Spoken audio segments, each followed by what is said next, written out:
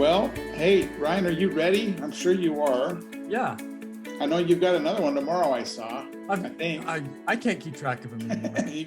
You do a lot of these, but I'm glad you've taken some time to be with us. Let's just go ahead and kick into this. Welcome to Real Talk, where we talk with real, amazing leaders about everyday amazing issues and insights. I am thrilled to have on here today Ryan Gottfredson. Ryan, how you doing?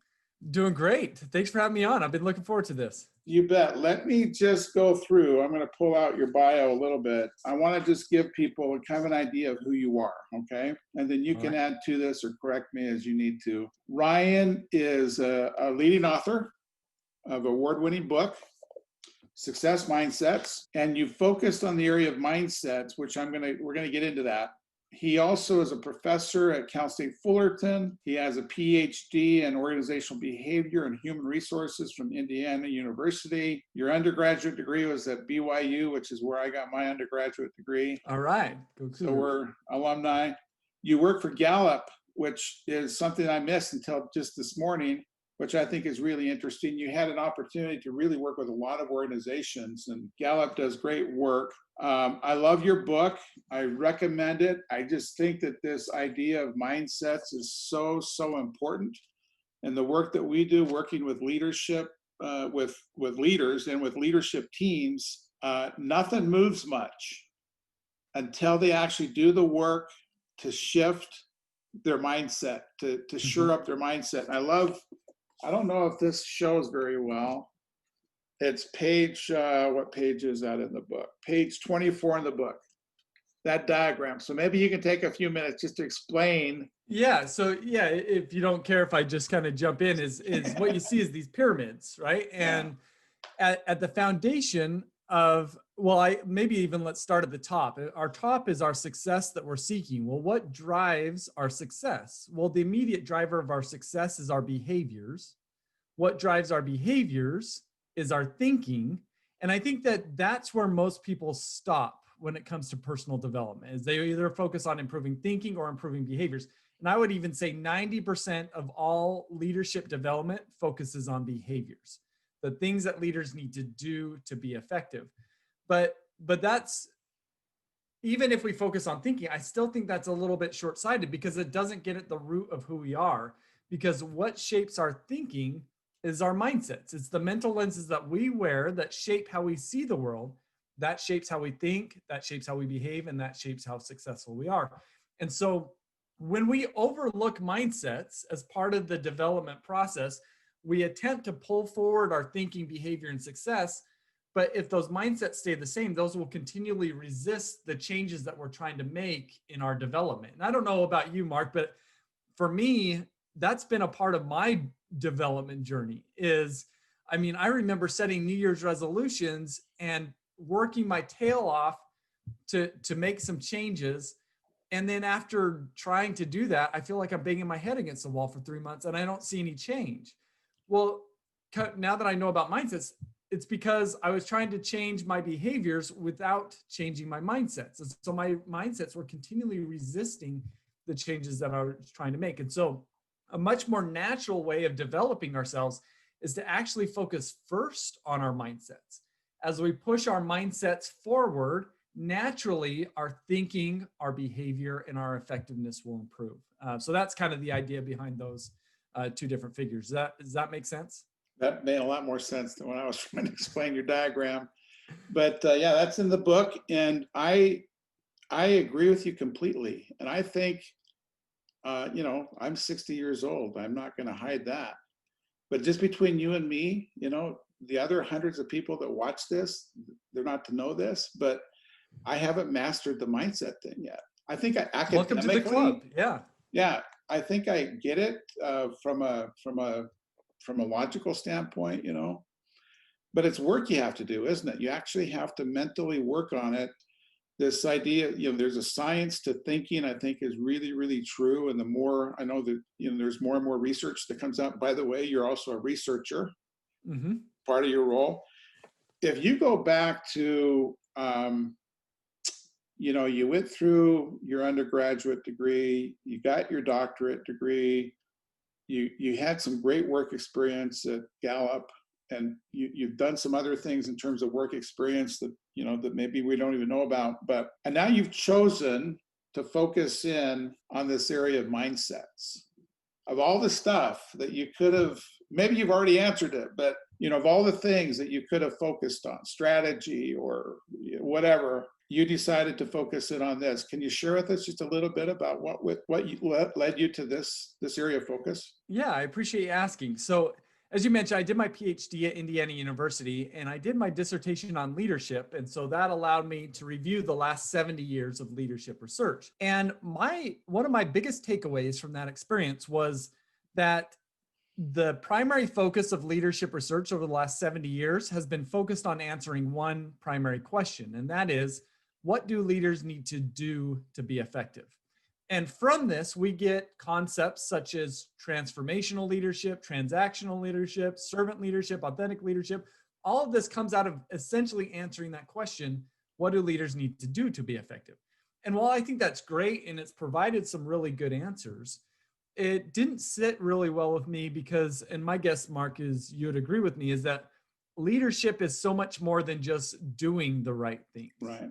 It's about being a certain type of person, being somebody that other people want to follow. And so after I finished my dissertation and kind of moved to Cal State Fullerton and started engaging in further research, my primary focus became on how do we tap into this being element of leadership. And the first place that I went after that was I primarily focused, I still have some projects going on along these lines, but I first started to focus on the motives of the leader. Because my perception is that, and in fact, our preliminary research suggests that the leader's motives matter even more than the leader's actual behaviors in the eyes of followers. That they care more about the leader's motives than what the leader actually does. And as I started to dive into motives more and more, I started to come across research studies on mindsets. It's showing that how we see the world shapes how we think, how we learn, and how we behave. And as I started to come across more and more about mindsets, I started to see mindsets truly are foundational to everything that we do. And if that's the case, we need to focus on them. And so my first step when realizing this was answering the question, well, what mindsets do I need to have to be effective? And the first place that I went was Google. I as any good academic would do, is go to Google, right? So I type in, literally, I remember typing in, what mindsets do I need to have to be successful? And I started pulling up all these articles, and with some rare exceptions, most of the articles that talked about mindsets weren't even talking about mindsets. They were talking about behaviors. And so I was like, okay, I learned my lesson. Google doesn't have all the answers. And so I open up the floodgates of academic research. I go to Google Scholar instead, and I start to research this. And I identified that there's 4 different sets of mindsets that have been studied over the last 30 years that have continually been demonstrated to be foundational to how we think, learn, and behave. And so I put these, and these comes out of different disciplines, so psychology, management, marketing, and education. And I've just kind of put these different mindsets together into one framework. And then that's how my book, Success Mindsets, was born, is primarily answering that question of what mindsets are out there and what mindsets do I need to have to be successful. And so I want to stop here. I know I'm giving a really long answer, but I would say, so what I have been focused on is mindsets, but I feel like my focus is changing slightly, and it's not a big change, but it's maybe more about how I talk about what I focus on. I think the way that I think about it now is I don't focus on mindsets. I focus on the mind, and mindsets happen to be the circuit board of the mind. So maybe the most critical component that we could focus on. So if essentially all of leadership development thought came before 2005, like most of the ideas that we're still relying upon came pre-2005. We have learned more about our mind and the brain since 2005 than all of time before that. Yeah. And so what I'm learning is all of our approaches to developing ourselves and leaders has ignored the mind, not because they meant to, it's just we didn't know enough about the mind. Mhm. And so what I'm now kind of my shift is now just slightly changing is we've got to integrate the mind into leadership development. And the best way to do that in my mind is through a focus on mindsets. So that was a little bit, probably a longer winded answer than you were looking for. I think that's awesome. I appreciate that. In a minute, maybe you can list through the 4 core mindsets that you talk about. But I wanted to share this with you as I was reading your book, and I don't know if this is healthy or not, but I've been thinking back to all of my experiences in the past, right? A few successes, a lot of failures. And I'm thinking, wow, would that have gone differently had I had a different mindset going into it, during it, and if I would have had the discipline to think about or be aware of my mindset after it, to learn from it. And I don't know that I did that very much, right? So then I started, and I talked to you, I sent you an email the other day about this, the tax. I know Stephen M.R. Covey talks about the trust Mhm. tax. Yep. How much cost has there been to me when I've overlooked or avoided, being aware of my mindsets, which obviously is not good unless I learn from that now going forward. I can't go back and redo the past, or at least maybe there's a magic formula you have where we can go back in time, but I don't think Yeah, so. I wish, right? So, but it does drop to the bottom line. This isn't just woo-woo stuff. There's science behind it, and there's some real practicality to it. Do you agree with that? You Yeah. must. Yeah. Let me, if it's okay, let me share a couple of examples, one personal, and I'll tell you about a study. But the basic idea of the trust tax that Stephen M.R. Covey talks about is the more trust we have, speed goes up and costs go down. Yeah. When trust goes down, speed goes down and costs go up. And so it has this bottom line effect that you were talking about. Well, I think a very similar principle applies to mindsets, is that when we have the negative mindsets, the speed goes down and the cost goes up. When we have the positive mindsets, speed goes up and cost goes down. And so here's an example of that from my own personal life is my freshman year of college. I went to a small junior college in the middle of nowhere, Utah, called Snow College, and I know some college. I was thinking I want to be a medical doctor, and so I signed up for the Weeder chemistry class, and it was actually taught by a guy who invented sticky notes when he worked at 3M. So he's this multimillionaire that just for kicks and giggles he teaches chemistry at Snow College, and so I take this class. And at the end of the semester, I got the lowest grade I'd ever received. So I passed the class, but I got a C. I'd never gotten a C before. And so I'm left kind of at the end of the semester, what do I do with this? And we'll probably dive into this, but at the time I had a fixed mindset, which meant that I didn't believe at an intuitive and a deep level that I could change and improve my talents, abilities, and intelligence. And when we have a fixed mindset, we have a tendency to see the world in terms of haves and have-nots. And when you fail, that means you're a have-not, and there's nothing you can do about it. And so how I interpreted this situation with my fixed mindset was, this doesn't come naturally to you. You better change your major. And so that's what I did. That seemed like the best approach or the best response to this situation. But now that I know about mindsets, and now that I know a growth mindset is when we believe that we could change our talents, abilities, and intelligence, and just because we fail at something or we're a have-not now, that doesn't preclude us from being a have-not in the future, or sorry, a have in the future. And so with the growth mindset, I probably would have seen things very differently, such as after receiving the C grade, I probably should have, or with that growth mindset would have thought to myself, hey, this is an indication that becoming a doctor is going to be more difficult than you anticipated. And it's an indication that your study habits aren't up to par and that you should probably reevaluate your study habits, right? That didn't even occur to me. The idea that I was in the wrong was like not any place I wanted to go. I was in the wrong spot. And that was a cop out for me.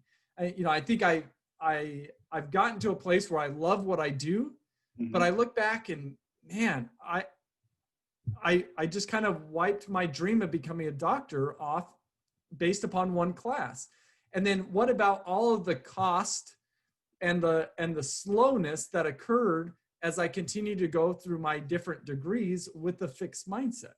Is I look back and I see these different points where I was just slowed down. It took me longer. And that's that tax that you're talking about. So maybe let me stop there. But to me, that's an example of where I've seen that tax in my life. Yeah, no, I appreciate you sharing that. I know I've had experiences like that too. I took accounting 201 for the third time and realized that I shifted to organizational behavior too. But maybe that was a good decision. I don't know. But yeah. Anyway, so you talked about the growth mindset versus the fixed mindset, right? That's one of the four is the growth mindset. Another one is the outward versus inward mindset. I'm getting these out of order, I think, but no worries. There's no order. No grades on this interview, right? Yeah. Yeah. Talk about that one for a minute.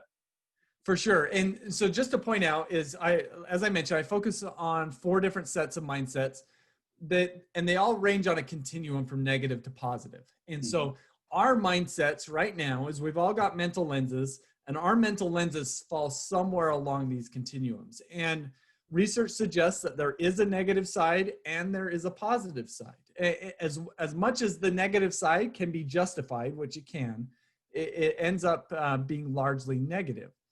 So the inward and outward mindsets is all about how we see ourselves relative to others. So when we have an inward mindset, we see ourselves as being more important than others. And this causes us to have a tendency to see others as objects. When we have an outward mindset, we see others as being just as important as ourselves. And when we see them in this way, we're able to see them as people and to value them as such.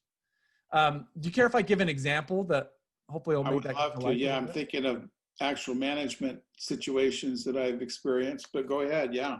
Okay. So, and we could use this example to apply to different management areas, but I would say for most of my adult life, I had an inward mindset. And one of the ways in which this affected me was when I would, and just for context, half of the United States homeless population lives in California. So what that means for me is almost every intersection I stop at, it's not a surprise if there's a homeless person standing there.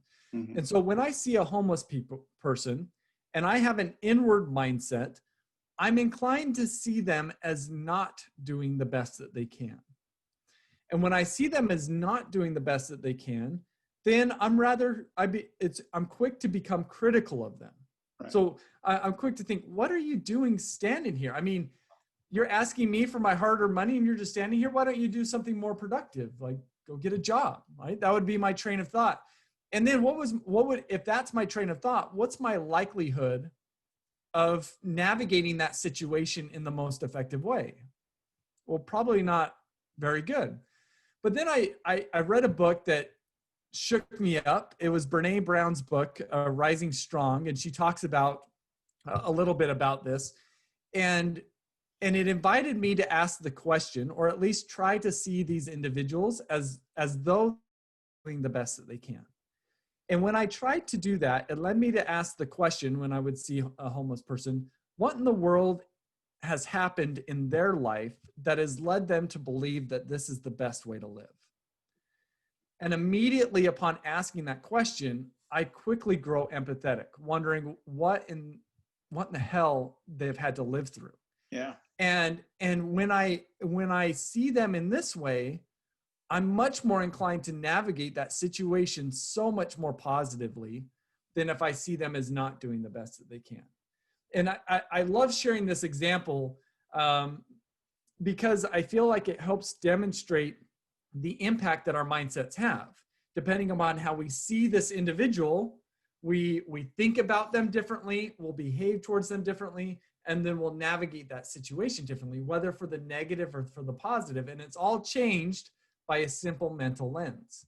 And so I think the same thing, we could apply this to a workplace context of what happens if a employee shows up to work late? How do you see them? Do you see them as not doing the best that they can, or do you see them as doing the best that they can? Depending upon how you see them is going to shape how you're going to interact with them after that situation. So that's a pretty simple way to apply it. But does that make sense? Help bring those I that think mindset it really set does. I think of managers that I've worked with that they have so much negative energy and frustration towards their job because they're viewing part of their not entirely, but part of the roadblock is that they're viewing their people as parts of the machinery. They're there to help them succeed and get the work done that's on their shoulders to get done. I mean, obviously they have the responsibility, right? They feel that. And these people, doggone, I just need to get them to do what I need done in order to get, this operation going. And when they do make the shift, which I think that your work is going to be really helpful to change that. Couldn't your mindset be your job is to help them succeed in their job? If you could really help them succeed in their job, you're going to experience more joy in your job, less frustration, and the results are going to be at least as good as they would be otherwise, if not better, right? So I think that that's a really, really important one. I know that let's go through the other two. So we've talked about growth mindsets. Mm-hmm. We talked about outward mindset, right? What's the other one? That's actually outward is number 3, right? It's the 4th one in the book, but there's really no order. They're all important. Go back and... So maybe we could go. A next set would be closed and open mindsets. Do you want to go there? That's it. Yeah. Okay. Let's talk about that one. Yeah, when we have I guess, so when we're closed to the ideas and suggestions of others. And Mark, let me maybe ask you, what would lead somebody to ever be closed to the ideas and suggestions of another person? Well, because I would feel threatened that there's a lot of this going on. You can pull up any news channel, right? Yep. I feel threatened by your philosophy or your approach or your ideas that are not consistent with mine. I don't want that. Yep. And so then the question becomes, what makes us feel threatened? And fundamentally, it's always comes back to the idea that I believe that what I know is best. And so when we have a closed mindset, that's a fundamental belief that we have. And when we believe that what we know is best, our primary focus becomes on being right and being seen as right. We want to be the one providing all the answers. We don't want to ask questions. We don't want to invite new perspectives or different ideas because those are threatening to us if our focus is being right. And so one of the ways I like to compare this is if we compare our mind to a bucket and we have a closed mindset, we believe that our bucket is full. And what happens when you pour something into a full bucket? Well, it just runs off the side. Nothing gets absorbed. But an open mindset, on the other hand, is we can have a lot in our bucket. We can know a lot, but we're just leaving some room for the idea that we could be wrong. And when we do this, it gives us the freedom to not focus on being right and instead focus on finding truth and thinking optimally. So when we want to find truth and think optimally, we're not the one providing the answers. We're the one asking the questions. We're inviting feedback. We're inviting new perspectives. We'll see disagreement not as a threat, but as an opportunity to learn and grow. And that's, so hopefully that helps paint the difference between a closed and an open mindset. Yeah, that was an aha for me. I think the idea that I don't necessarily need to agree with it, but even if I don't agree with it, it will enhance my ability to see the world, right? Yeah, I guess the analogy that I like to use is having an open mindset. I mean, we could always take a stand, right? And we should take a stand on many things. We can always have a stiff back, but the key to having an open mindset is to have a soft front. Mm-hmm. So not that we have to run with everybody's ideas and suggestions, but we at least have got to be able to take them in and mull them over.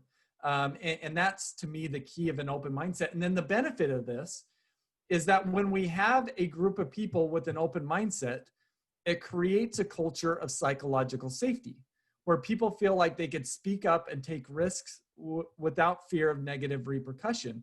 Yeah. And Google has found that to be the number one factor that fuels their top performing teams. If we want to have top performing teams, having an open mindset seems to be a foundational mindset that we need to have. That's true. Yeah. They've got like those 5 areas. I just remembered that. Excellent. So growth mindset, outward mindset, open mindset, and there's one more. Yeah, and the next set is the difference between a prevention mindset and a promotion mindset. So when we have a prevention mindset, our primary focus is on not losing. And when we have a promotion mindset, our primary focus is on winning and gains. And so to make this come to life, I want us to imagine that we're a ship captain in the middle of the ocean. And if we have a prevention mindset, our number one focus is on not sinking. We don't want any problems to occur. We don't want to take any risks. We don't want to rock the boat because that makes us high likelihood of sinking. But then what happens if we've got this prevention mindset and a storm comes on the horizon? What's going to be our natural response to this storm, would you say, Mark? Actually, one of the things, we're going to move away from the storm, right? We're going to go to a place that's safe. And that could be a harbor or a port. And we can ask ourselves, is that harbor or port the original place that we set out for? No. Unlikely, right?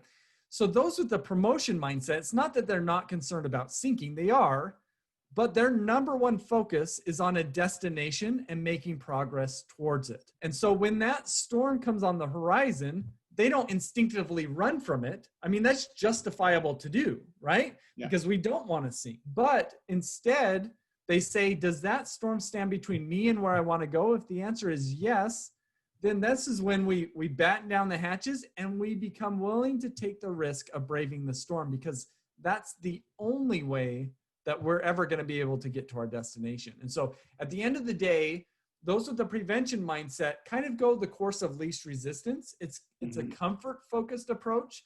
Those with the promotion mindset are willing to do the difficult things to get to the destination. It's a purpose-centered approach. So you take mitigated measures to ensure your success through the storm, basically, as opposed to, I don't want to go there. I'm not sure I can make it, so I'm not even going to try. Versus, okay, this is going to be kind of like your C on your test, I guess. Yep. This could be challenging. Let's wide eyes open here and look real at the risks involved here, but let's then take measures to make sure we can ensure our success. Let's take the right tools or put in place the right things. Excellent. So Ryan, what do you suggest to the people that you work with who are wondering, well, how do I know if I have, how do I know if I have a negative mindset, or is it my reality? What can we do to gauge where we're at? This is really tricky. And for some people, it's harder than others, because I think all of us believe that how we see the world is the best way to see the world. I mean, if we thought we could see the world better, we probably would do so. And so I think we're all walking around thinking we're seeing the world in the best possible way. So one of the things, we've got to be open to the idea that we may not. And then the other thing that I find that's really helpful is I've developed a personal mindset assessment. In fact, it's free on my website at ryangottfredson.com. And when people take it, it gives them the results, which compares them to the 10,000 plus other people who have taken the assessment. So it allows, it's not a perfect assessment, but it does give us an indicator of the quality of our mindsets relative to everybody else. And so that's, having some objective information like that is really helpful in just kind of assessing where we stand. What it does is it helps us identify our starting place, where we're currently at. It gives us clarity on our destination or the finish line. What are the mindsets that we need to develop? Growth, open, promotion, and outward mindsets. And then when we know where we stand and know where we're going, now we could do something about it, right? Mindsets, I think we'd be hard pressed to find anybody who says mindsets are not important. I think everybody gets that mindsets are important. But then where people struggle is they don't have labels for these mindsets. And so without labels, it becomes really hard to focus on these different mindsets either at an introspection level or at a development level. But now that we've got labels to these, now we could do something about it. And that's usually what I do when I go in and I work with organizations is I help their leaders to, one, awaken to their mindsets, and then two, develop more healthy mindsets so that they can unlock greater success, not pay the mindset tax, which I like how you phrase that. Well, I love that. And I took the assessment. We'll put your link up on our website too, so people can go there that way as well. The one thing that I thought very valuable about the assessment is then talking, in my case, I talked to my wife, who's often brutally honest with me, because I didn't get a perfect score. And the score that I got, neither did I. So welcome to the club. My score wasn't necessarily what her score of me would have been either, right? So I just found that there is this deeper understanding in allowing myself to have the discussion with someone that knows me fairly well. Does that make sense? Yeah. About these things and examples, that type of thing. So yeah, that assessment is a great tool. We'll put that link up there. You mentioned when you go work with organizations, one of the things we love to do, the center of the sweet spot for us is working with management teams to lead as one, as we call it, to actually do the work, to come together and strategically raise the level of leadership in the whole organization. But it starts with the leadership team, right? And so mindset there is important as well. Can you talk a little bit about the experience, not just of individual mindset, but a team mindset? Do you get into that at all? Yeah, I love getting into that, because really when we're talking about team mindset, what we're actually talking about is culture, because culture is the manifestation of our collective mindsets. And so one of the things that I do is when I work with groups is I'll have them take my mindset assessment in advance. And then what that allows me to do when I'm meeting with them is I can aggregate those individual results up to the collective level and say, as a group, here's what our mindsets look like. And then what that allows us to do is to have some really transformational discussions around why we think and process information in the way that we do. So for example, I was working with an organization, and I don't think this phenomenon is uncommon because I've seen it with multiple organizations, but this organization, they had a very strong prevention mindset. And this was something that was really interesting to them because they kind of considered them to be quite goal-oriented, which they may have had goals, but that wasn't the priority. You see, what this organization had learned is that if they have problems with their customers leave. And so what has happened over time is they've become more focused on avoiding problems than they have reaching goals. And so when they were able to see this, we were able to have a deep conversation. Why is it that we have a prevention mindset? What led to this? How does this affect us? And how would our jobs be different if we had more of a promotion mindset? And then as we started to have these conversations, well, it's really hard to be cutting edge and agile and future ready when we're focused on avoiding problems as opposed to reaching goals. And so it was a big awakening moment for the organization, which allowed them to reprioritize the direction that they were headed. That's a great example. Appreciate that.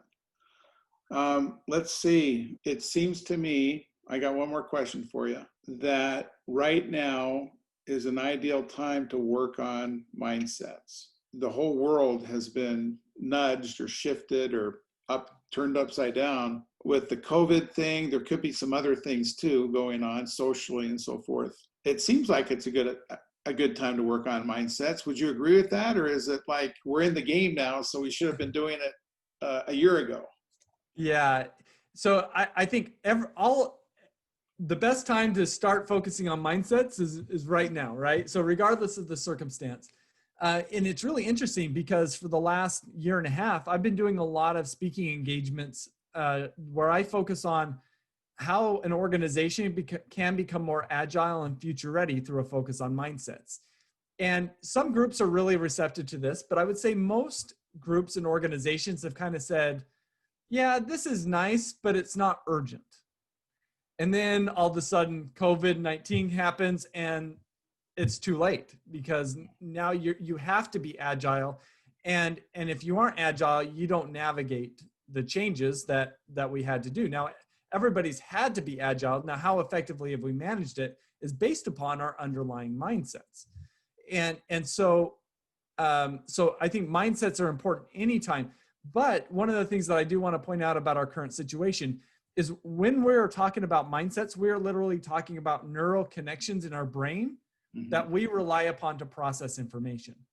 And when there's an upheaval in our external world, or we enter into a new kind of way of operating, so this could be getting a new job, any type of transition, what it actually does is it creates greater space for us to change our mindsets. We are more able and willing to change our mindsets during a time of upheaval than probably any other time.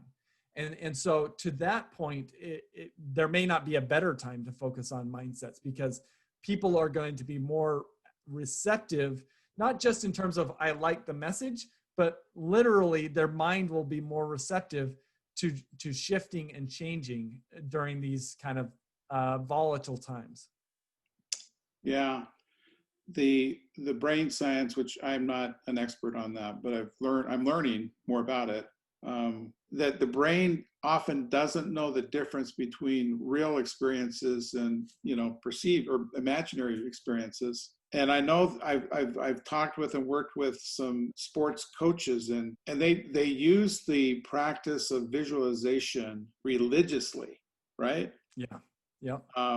Because it helps to condition the brain for the outcome that we're looking for, I guess, in layman's terms. So the practice of visualization and the practice of, for lack of a better word, I don't like to use this word, affirmation, where we're talking to ourselves, Yeah. I guess the only reason I don't like the word affirmation is because of that Saturday Night Live skit. Yeah, I'm good enough, I'm smart enough, and doggone it, people like me. Yeah. Well, in both of those, when I work with management teams, they're bombarded with the work that needs to get done today, right? The practicality of it. And so visualization and affirmations really is kind of like boo-boo juice to them, right? It's hard to get them to see how that could actually help them. And I want to ask you, from your research and the work that you've done, do you put any credibility towards those two practices, or what's your outlook on those? I definitely do. And let me give you a personal experience. So for most of my adult life, I've had a prevention mindset. I never wanted to go into debt. I saw that as being really risky. So I graduated with my undergraduate and PhD without taking on any student loans. In your book. I never wanted to be an entrepreneur because that seemed too risky. And I think I largely became a professor because I had a prevention mindset. This was a safe and easy track, and essentially, good work-life balance. You get paid a decent amount. You get to do some fun stuff. Yeah. And so I think I've largely had a prevention mindset, and it's come at a cost, in the sense of I kind of woke up a few years ago and I was like, I am just nowhere near where I thought I would be at this stage in my life. And right about when I was having this personal awakening, and a friend of mine, he's the CEO of an organization here in Orange County, he hands me this book. It's called The 5-Minute Journal. And he says, this is going to change your life. And outwardly, I'm very, gracious. Oh, thank you so much. I love books. Inwardly, I'm thinking, there's no way in hell I am journaling. Like, this is not going to happen. You don't know me. Like, I'm not journaling. But I bring it home and I open it up, and it just invites you to spend 5 minutes in the morning and 5 minutes at night engaging in some journaling activities. So in the morning, it starts with an inspirational quote. It asks you to write in 3 things you're grateful for, 3 things that would make today great, and then fill in 2 affirmations about yourself. So this is where your affirmations come in. Then at the end of the day, what are 3 amazing things that happened today? And how could I have made today even better? And I looked at it, I said, yeah, I could do this. I'll try it. I'll give it 2 weeks. And if it adds value to me, I'll keep doing it. If not, I'll just toss it in the trash. No harm done. And I started to do this. And very quickly, I felt a shift going on within me. Mhm. And because what I was doing on a daily basis in answering these questions is I was activating and strengthening. This was literally kind of the workout for my promotion mindset. Yeah. Is because upon asking the questions, what would make today great and how could I have made today even better? I started to get in a healthy competition with myself. How do I make today better than yesterday? How do I make this week better than last week? How do I make this month better than last month? What are my goals? What is my destination? And what do I need to do to get there? And upon doing this book and shifting to more of a promotion mindset, that led me to start my own business, which I had to take on debt to do. It led me to write my book, which was a significant investment in time and money. And then it led me to essentially, but then the benefit is this, it allows me to have conversations with great people like you, and which never would have occurred had I not first made the mindset shift. Because after we make the shift, then our thinking, our behavior, and our effectiveness will naturally come about. That's awesome. I'm glad I gave you the book. Yeah, me too. You mentioned one more thing that I just completely forgot to mention here, that another element in that 5-minute journal, which I don't have that book, but I'm going to get it. Okay. You mentioned gratitude, what you're grateful for. And I know that here recently I was talking to a very, very successful business coach, not just not just on mindsets, but actually business coach, helping you on all aspects of your business. And he was talking about the power and the importance of gratitude. That another practice. So visualization, affirmations, it's interesting. It's in the book. It must be a common thing. Mm-hmm. If we will take the time to think about, and in your case, in that book, write out what you're grateful for, gratitude actually produces positive energy in us. And I love what you said, because I started doing it. At his challenge, I started doing it. And I felt that change in me too. That positive energy that comes, you start to see opportunities, you start to see things you couldn't see before when you're focused on just the opposite of that is the lack of gratitude, ingratitude. And we can see this all around us. I think we don't have to go very far to see people suffering from ingratitude, right? But if we'll take a little bit of time, create the habit of, this is what I am grateful for, I've experienced that it gives you that positive energy to move, I guess, shift towards any one of those 4 mindsets that you talked about. So I appreciate Yeah. No, you bring up such a great point. So when we think about shifting our mindsets, we could think about global behaviors that affect all of the mindsets, really, because it's affecting our brain as a whole. Gratitude practices is one of those. It's a global benefit to all of our mindsets. We could also think about behaviors like this. Part of this journal is specifically suited, I think, for a promotion mindset, to develop that specific mindset. I don't think it helps as much with an open mindset, for example. And so when people take my mindset assessment, I have a bunch of resources that are more localized, but gratitude is this global perspective. And Mark, you may have seen it, but if you haven't seen a TED Talk by Sean Aker called The Happiness Advantage, put that on your to-do list. It's the best TED Talk I would say it's my most favorite TED Talk, but he dives in to the science behind these gratitude practices, which I think you'll find fascinating. Plus it's quite an entertaining TED Talk at the same time. So Ryan, do you have another book in mind? I mean, it's probably not your ultimate goal to write books, but you have a message, right? Is there something else in the works, or? There is. I am chomping at the bit to get to my next book, and I've got pages and pages of notes. I've got to get this semester going at Cal State Fullerton before I could jump into that. And that's where I mentioned a little bit of the shift that's occurring in terms of what I, at least how I talk about what I focus on is, I think the book is going to have the title, The Leader's Mind. as being the next frontier for leadership development. So I'm going to focus more globally on the mind and just make the case that we need to include that in our leadership development. And I will be focusing more on mindsets. But while I really like, I'm biased, but I love the content in my book, Success Mindsets. But the last time part of the publishing process is it's been 18 or more months since I added any content to what is currently in the book. Yeah. And I have learned so much about mindsets since then that I'm just itching to get in there, which relates to some of the neuroscience behind mindsets, even some of the cutting edge psychological research that I think help us to better understand truly just how foundational mindsets are to how we operate. And so I'm excited for that project. I'm itching to get at it. That's great. Give us your website once again. We'll make sure it's up on our website, but what is it? Yeah, it's RyanGottfredson.com. So RyanGottfredson. Yeah. A lot of letters in your last name, but I know. My poor wife. What was her maiden name? It was Lily White. It was long, but it was pretty. Gottfredson is just long and clunky. Yeah. Very smart. You sound like a professor or something. Dr. Gottfredson. Well, that's great. Ryan, thank you so much for your time. I know that you're very busy. I really, really appreciate you taking the time and sharing this message with us.